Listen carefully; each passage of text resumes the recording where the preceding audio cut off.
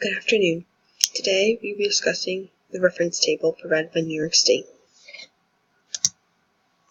The table we will look at specifically is Table H. This table looks at vapor pressure of 4 liquids. Vapor pressure, as defined in our textbook, is the force exerted by a gas above a liquid in a closed container. This table specifically looks at 4 liquids of propanol, ethanol, water, and ethanoic acid. It's important that we know these formulas, so in case a question gives you a formula and not the actual name, we know what we're looking for. To read this formula, we have 2 ways of doing it. We have temperature in degrees Celsius on the bottom and vapor pressure in kilopascals on the y-axis.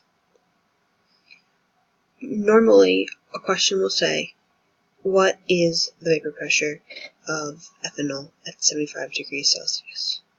So that is to be asked, you go over 75 degrees Celsius, you go up, find ethanol, there, go over, it's right about 86, 87.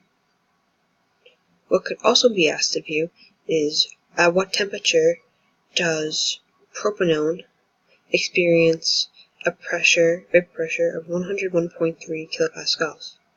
In that case, you go up to 101, go over, through there, head down, through 56 degrees Celsius, where propanone experiences a vapor pressure of 101.3.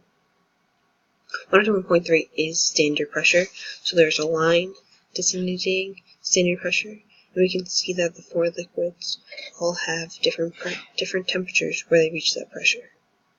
So now, let's try some questions that you could see on the Regents exam. Based on Table H, what is the vapor pressure of CH3COOH at 90 degrees Celsius? So, Table H, they tell us to use Table H, so I'm going to flip to my reference table and find Table H. But it does not tell me if it's propanol, ethanoic acid, or ethanol, or water, so I need to know that CH3COOH is ethanoic acid.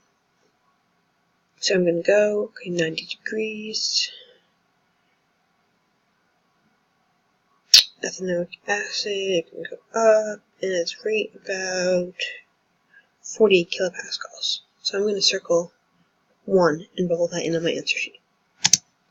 And I would be correct. The answer is 1. Okay, now this is a short answer problem. I do not have any multiple choice. Determine the vapor pressure of ethanol at 90 degrees. Okay, well this one does not tell me using Table H, so I need to know that I can flip my reference table and find Table H, and it will give me vapor pressures. So I flip to my page, I go over to 90, ethanol, there, and at 150 kilopascals, my pressure is at 90 degrees Celsius. So I'm going to write 150 in the slot provided for me since I don't have a multiple choice to bowl in. The answer, 148 kilopascals to 152. Perfect. We fall right in that range, and so therefore we would be correct. So just to review, this is Table H from your reference table.